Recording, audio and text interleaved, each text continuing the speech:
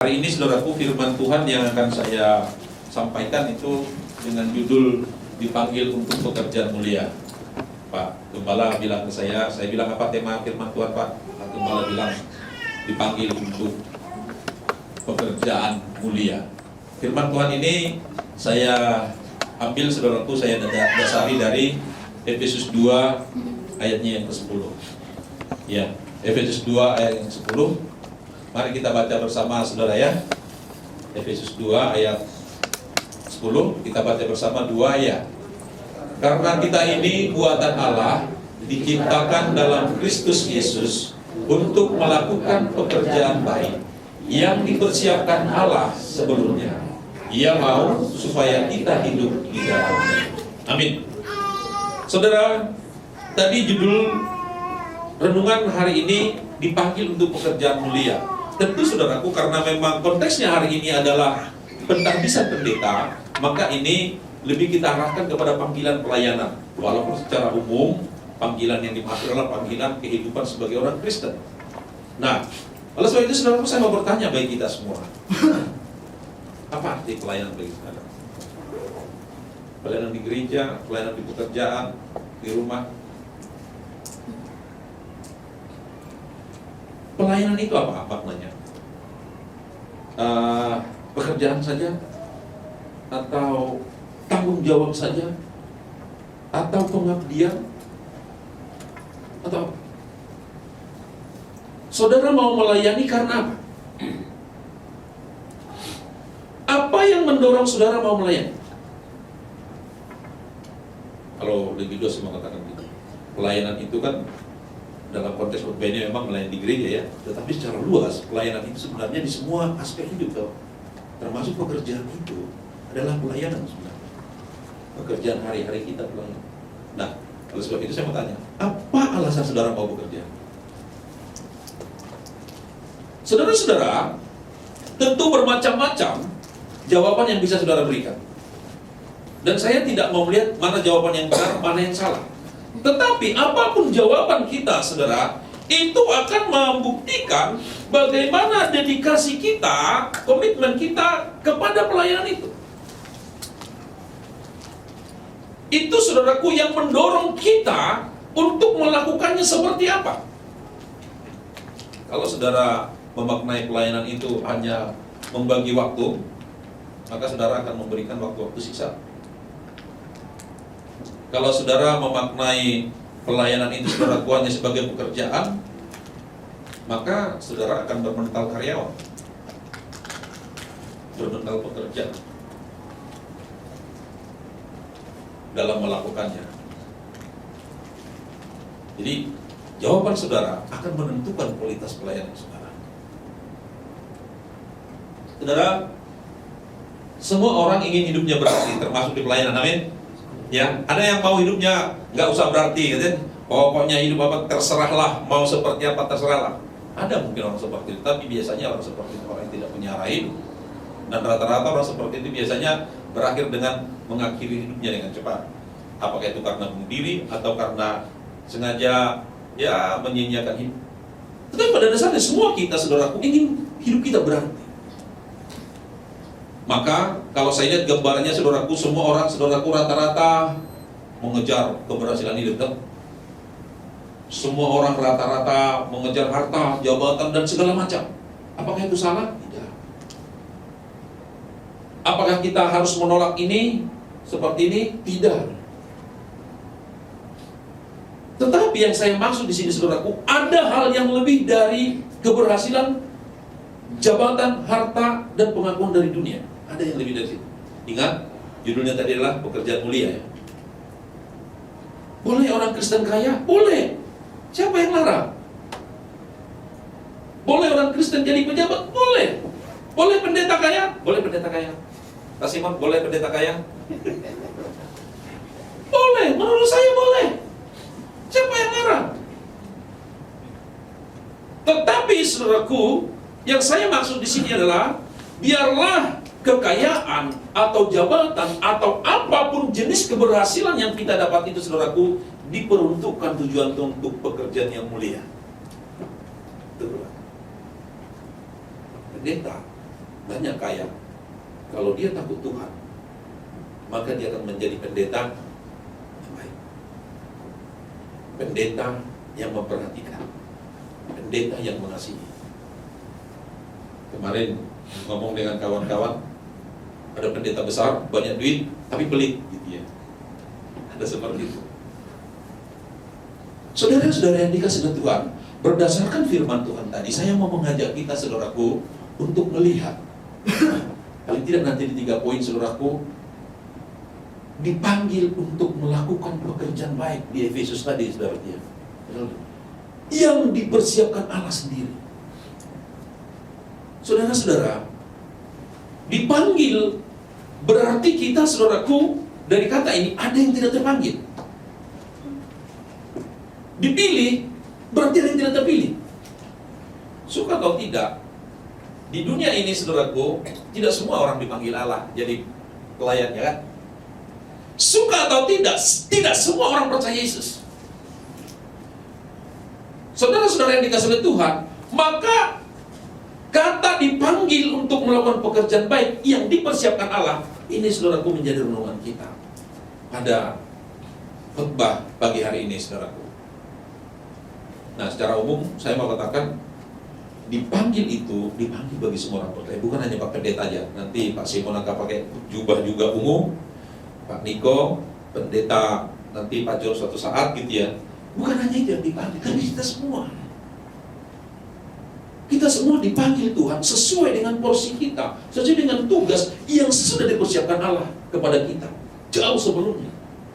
Nah, oleh sebab itu, saudara, saya mengajak kita melihat, paling tidak ada 3 hal yang mau saya bagikan kepada saudara. Kita harus memahami, kita harus tahu yang pertama, bahwa Allah lah yang memanggil kita dalam pelayanan. Saudara-saudara, ada orang yang berpikir bahwa pelayanan itu, saudaraku, pelarian. Saya termasuk yang dibilang orang dulu begitu. Paling dia mau jadi pendeta karena pelarian. Agak tersinggung hati dengar itu.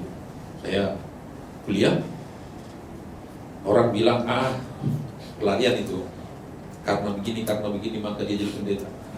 Saudara yang dikasih Tuhan, tapi kemudian saya jadi agak senang setelah saya mendengar kalimat.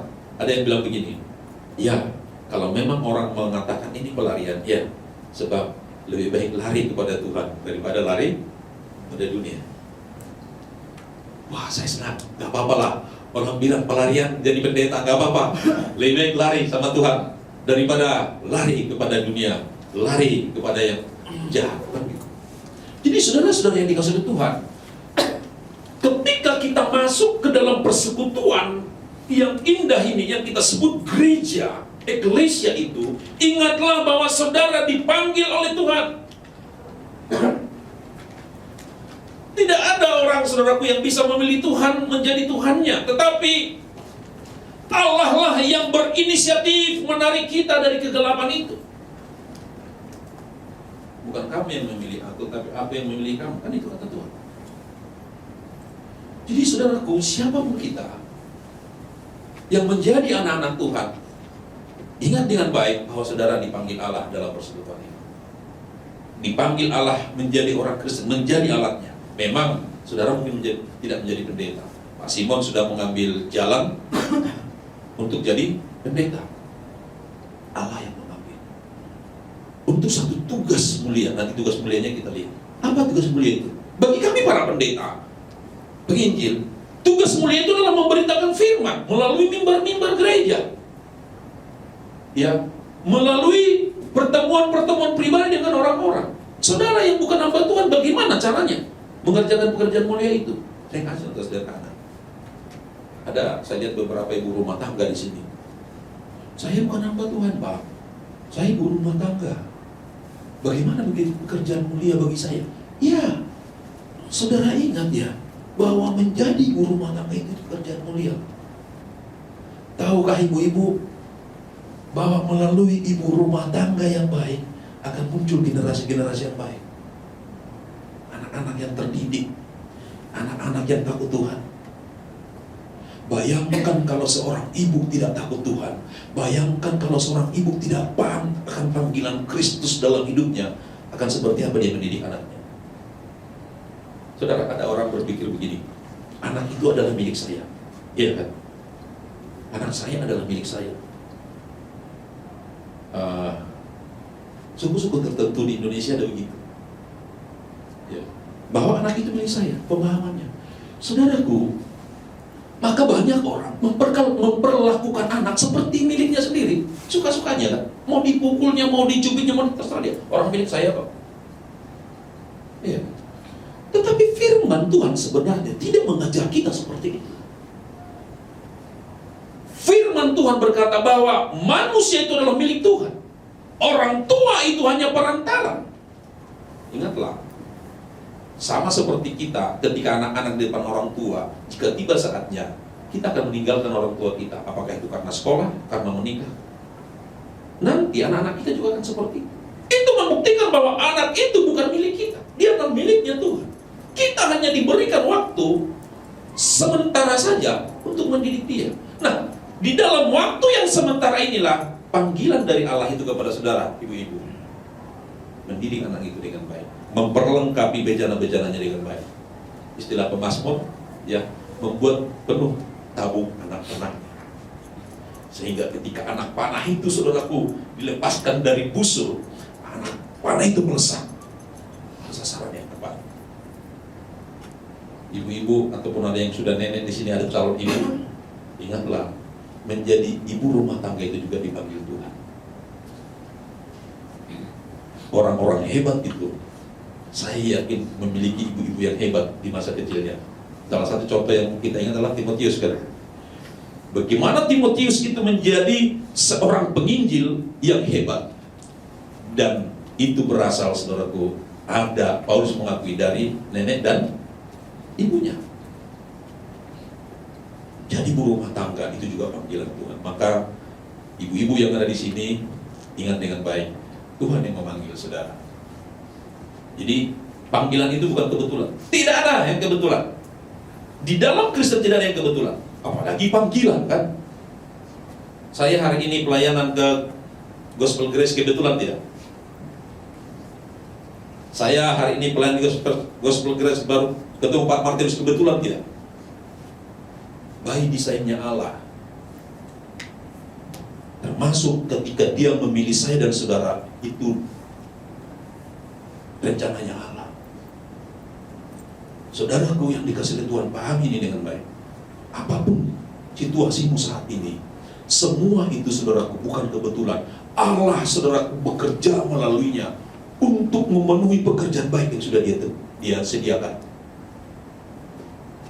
Oleh sebab itu, saudaraku, kata Yeremia berkata, ya, kalau kita lihat ketika Yeremia baru dipanggil Tuhan mau melayani, ya, dikatakan Tuhan sudah mengenal kita dan menetapkan kita sebelum kita lahir. Bahkan, saudaraku, dikatakan sebelum dunia dijadikan juga. Jadi, saudara, saya, keluarga saya, bapak saya, ya, kakek saya, dari keluarga kami, keluarga besar kami, saya yang pertama pendeta. Kakek saya itu masih muslim, keluarga kami muslim semua. Ketika bapak saya masuk Kristen dengan saudara-saudaranya, saudara, dari keluarga besar, saya yang pertama pendeta. Saya lama tidak menyadari itu. Tapi ketika saya menyadari itu, setelah pendeta loh saya sadari, saya jatuh menangis di hadapan Tuhan. Terima kasih Tuhan. Bagaimana Tuhan mempersiapkan saya menjadi pendeta, saudaraku, mulai menangkap keluarga bapak saya. Dan itu setelah saya kasih tahu semua keluarga besar. Ingat loh bagaimana Tuhan itu menangkap kita.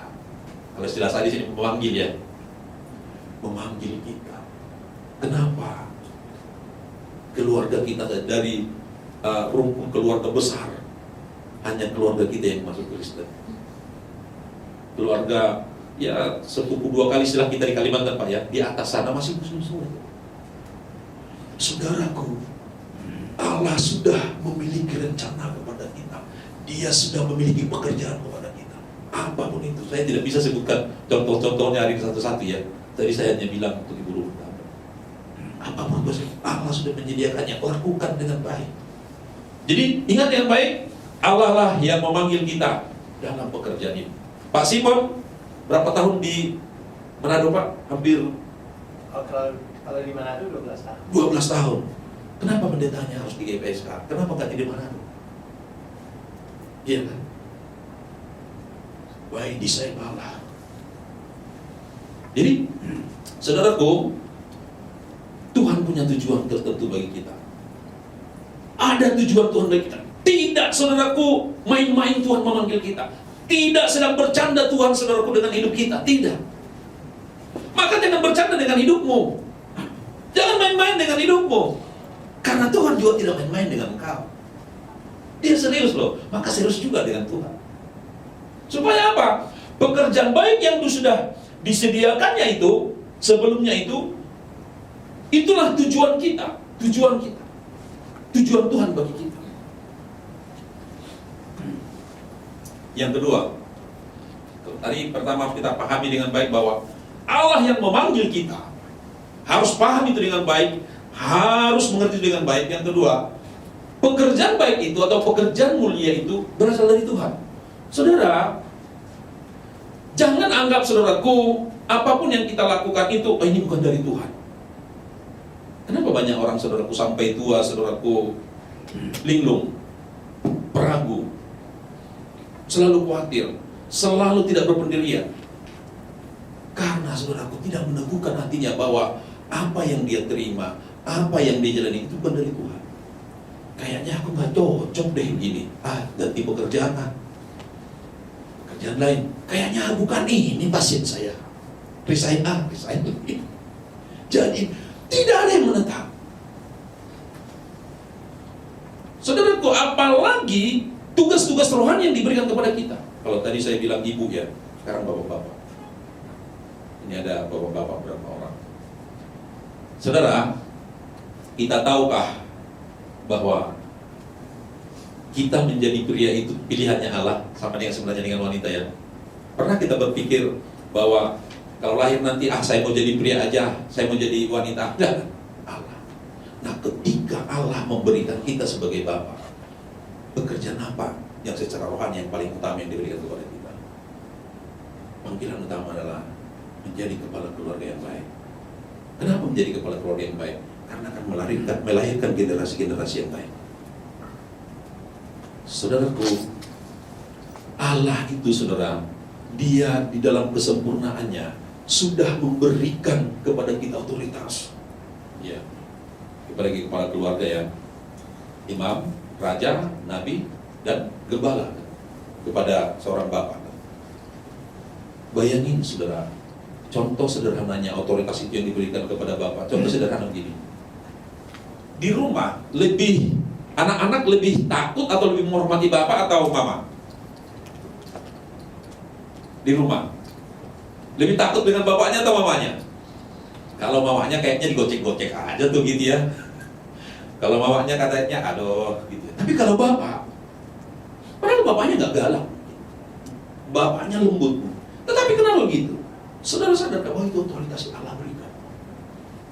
Maka seorang bapak, apalagi saudaraku kalau sudah paham hal rohani, dipanggil untuk tujuan-tujuan mulia dalam pekerjaan Tuhan, harus memahami itu dengan baik. Saudara, anak saya ada 2. Tadi Pak John tanya, yang tua sekarang tamat SMA tahun ini, akan masuk kuliah. Ya, yang bungsu udah tamat kelas 6 tahun ini juga. Saya termasuk orang yang terlambat menikah.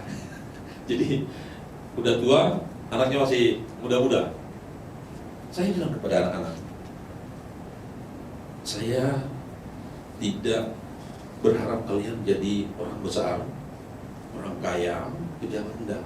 Tapi kalau bisa itu bagus, tapi saya enggak. Saya hanya berharap kalian anak-anak yang takut Tuhan.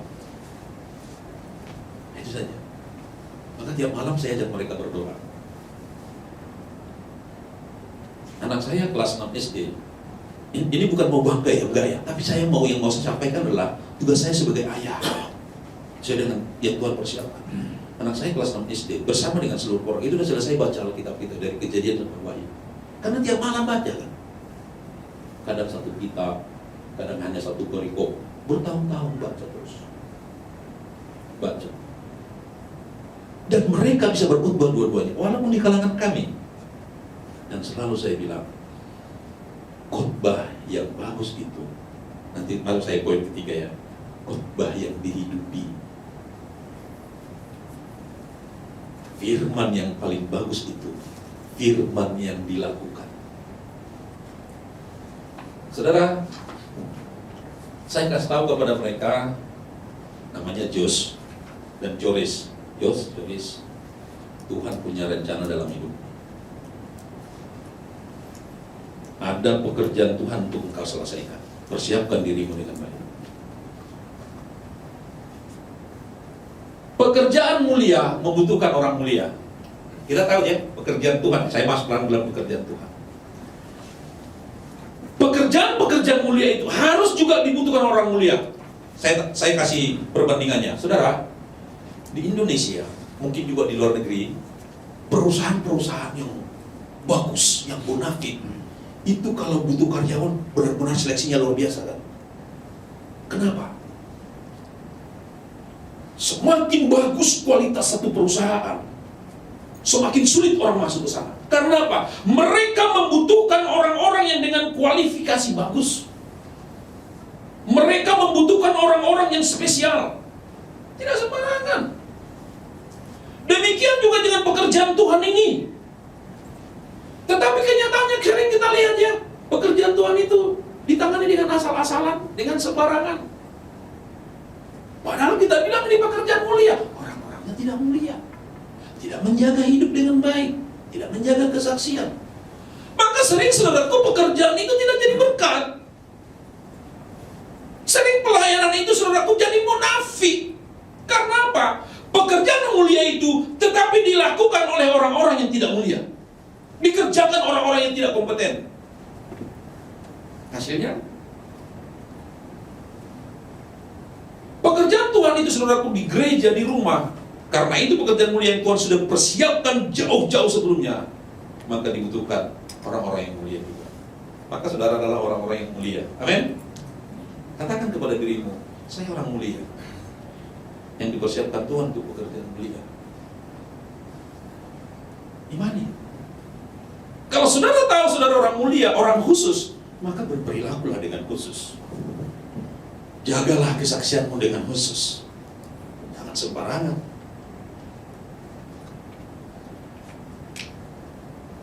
Orang-orang mulia, saudaraku, untuk pekerjaan mulia itu, menurut saya, ketaatan yang paling utama. Dan itulah mahkota dari kemuliaan pekerjaan kita itu. Seseorang, pelayan Tuhan sekalipun, siapapun itu, kalau dia tidak taat pada Tuhan, saya pikir dia tidak mulia. Sebagus apapun dia melayani. Banyak orang-orang yang bagus berkhotbah, banyak. Tetapi hidupnya di belakang mimbar kita tidak tahu. Banyak orang-orang hebat mengajar sedemikian rupa, tetapi berkompromi dengan dosa, bahkan hidup dalam dosa. Hindari itu. Atau jangan masuk ke dalam orang-orang seperti itu. Saudara-saudara yang dikasihi Tuhan, taatlah. Di dalam ketaatan itu sudah ada kesetiaan. Di dalam ketaatan itu sudah ada penundukan diri dan segala macam. Saudara, yang ketiga, ini yang terakhir ya. Yang pertama tadi, Allah yang memanggil kita. Ya. Yang kedua, pekerjaan itu berasal dari Tuhan. Yang ketiga, yang terakhir, hiduplah dalam panggilan itu. Seorang pendeta, hiduplah seorang pendeta yang baik. Seorang ibu rumah tangga, jadi rumah tangga yang baik. Seorang karyawannya, apa namanya? Pekerja, jadilah pekerja yang baik. Amin. Itu maksudnya. Hidupi panggilanmu dengan bertanggung jawab. Komitmen saudaraku, ya. Jadi gini, Tuhan tidak hanya memanggil kita menjadi alatnya, Tetapi Tuhan juga ingin kita hidup di dalam panggilan itu, menjadi saksi melalui panggilan itu. Itu maksudnya. Saya punya kawan minta dukungan doa. Dia minta dukungan doa gini, Pak, tolong doakan anak keluarga saya sedang disidang, mau dikeluarkan dari polisi. Jadi ada, ya gimana caranya, kawannya kawan, pokoknya kawan saya lah gitu ya, keluarganya polisi, anaknya polisi, sedang disidang sekarang. Apa kode etik namanya, tahap apa itu ya, mau dikeluarkan dari polisi. Saya tanya, apa kasusnya? Kayaknya dia dijebak, Pak, bawa narkoba. Masalah dijebak atau tidak saya nggak peduli. Yang saya peduli kan begini, saya renungkan begini. Seorang polisi, kalau dia tidak berperilaku sebagai polisi, maka dia akan dipecat dari kepolisian. Benar tidak? Polisi harus hidup sebagai polisi. Kalau dia tidak hidup sebagai polisi, berperilaku sebagai polisi, berbicara sebagai polisi, maka jangan jadi polisi. Seorang Kristen, kalau saudara seorang Kristen tidak berperilaku sebagai Kristen, tidak berbicara sebagai orang Kristen, tidak bersaksi sebagai orang Kristen, saudara nggak usah jadi Kristen. Itu maksudnya. Menghidupi panggilan kita. Saya ingat zaman dulu, ketika belum jadi hamba Tuhan, malu saya kadang jadi orang Kristen. Kenapa malu? Di rumah makan, kalau mau doa, mana berani kita? Di rumah makan umumnya warteg lah atau apalah gitu di rumah makan. Siapa di sini kalau di rumah makan, kalau mau makan di rumah makan masih berdoa lipat tangan? Saudara orang yang baik, saudara saksi yang baik. Siapa yang di sini kalau di rumah makan mau makan berdoa hanya Tuhan terima kasih untuk makanan ini, berkati ya Tuhan, gitu ya kan? Karena malu dilihat orang kalau tunduk kepala. Ada juga orang yang makan udah datang makanannya, dipegang makanannya. Tuhan amin gitu. Atau ada orang pikir makan nggak lupa berdoa, nggak usah berdoa lah, Tuhan tahulah hati saya. Iya. Tetapi saudaraku, saya tidak mengatakan hanya begitu bersaksi ya. Apa salahnya? Apa salahnya dengan cara sederhana kita bersaksi sebagai pengikut Kristus di rumah makan dimanapun, datang makanannya, lipat tanganmu berdoa. Orang lain akan lihat dia Kristen. Apakah karena dia Kristen kita langsung orang pegang? Kan enggak. Terus kenapa kita malu? Jadi saudara-saudara yang dikasih oleh Tuhan, komitmenlah. Kalau saudara sebagai pelayan Tuhan, hamba Tuhan, komitlah. Meskipun saya susah menderita dalam dunia, itu udah panggilan kita, udah pilihan kita. Setia, komit, tetap melakukan tugas dengan baik. Ini salah di sini, salah pencet saya.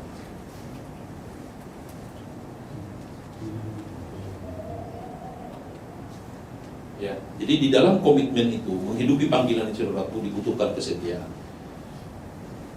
Semua orang senang dengan orang yang setia. Tidak ada orang yang suka dengan orang yang selingkuh. Lawannya setia kan selingkuh ya. Ini bahasa saya. Tidak setia sebenarnya. Orang yang mendua hati tidak ada yang suka. Semua orang senang dengan orang yang setia, termasuk Tuhan. Ya, konsisten. Ya, jangan hari ini rajin, besok malas. Harus konsisten dia. Melayani itu harus begitu. Menjadi bapak begitu. Menjadi hamba Tuhan harus begitu. Jangan angin-anginan, angot-angotan. Ya, kalau pas matahari bersinar, rajin dia. Tapi kalau mataharinya agak redup, mundur dia. Enggak. Konsisten lah. Ya, menghidupi panggilan sebagai orang Kristen, sebagai hamba Tuhan. Dan yang ini penting, saudara. Tadi doanya Pak John bagus itu. Doa pembukaan tadi ya. Berilah kekuatan juga ketika mengalami kecewa. Tidak semua orang bisa mengatasi kekecewaan. Tidak bisa mengatasi kekecewaan dengan baik. Salah satu yang harus kita persiapkan diri kita adalah di dalam segala hal ketika menghadapi kekecewaan, sakit hati.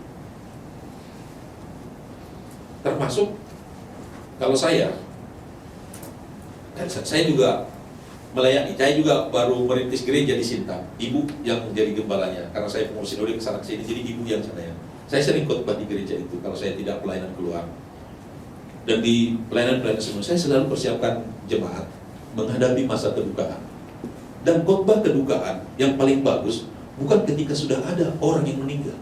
Tidak. Khotbah kedukaan yang bagus adalah seperti ini. Sekarang mungkin, masa sih Pak? Iya. Mau saya begini, ini agak menyimpang sedikit. Siapkan hatimu menghadapi masa-masa kedukaan. Itu sehubungan dengan kecewa tadi kan. Kalau Tuhan panggil orang yang kita kasih kan kita kecewa kan, sakit hati atau tidak siap ya. Maka salah satu sebab untuk menjadi orang Kristen yang baik, siapkan dirimu menghadapi masa-masa duka. Coba bayangkan, kalau orang yang saya kasih dipanggil Tuhan, saya siap nggak ya? Emang nggak bakalan siap, bakalan siap. Tetapi saudaraku belajarlah untuk bersyukur dalam segala. Jadi jangan mudah menyerah, saudara. Ini saya ajak kita baca bersama ya. Yang terakhir ini kalimat yang saya buat ya. Kita baca bersama. 2, ya. Tetap setia walau tidak dihargai, tetap melayani walau lelah. Percayalah Tuhan melihat semuanya. Apapun pelayanan di rumah, ibu-ibu, walaupun tidak dihargai suami masakanmu, tetaplah memasak gitu ya. Ya, bapak-bapak, walaupun sering jerih lelah kita tidak dihargai, tetaplah berkomitmen. Ada tulisan saya baca begini. Saya awal tidak setuju, tapi kemudian saya setuju. Dia bilang, laki-laki dihargai ketika dia bisa menghasilkan uang atau apa. Kalau enggak dihargai katanya. Benar juga. Maksudnya bertanggung jawab gitu ya. Walaupun kita sebagai suami kurang dihargai oleh orang lain, dihargai di rumah di mana, tetaplah setia. Allah menghitung itu semua. Tidak ada sedikit pun yang akan terlewat. Jadi saudara-saudara yang dikasih Tuhan, ini firman Tuhan yang bisa saya bagikan kepada kita. Kita dipanggil untuk pekerjaan mulia sebagai pendeta, sebagai ibu rumah tangga, di pekerjaan. Hidupilah panggilan itu. Allah yang memanggil saudara. Allah sudah mempersiapkannya jauh-jauh hari bagi saudara. Maka bersukacitalah. Allah terpilih menjadi orang-orang, menjadi mitra Allah untuk pekerjaan mulianya. Mari kita berdoa.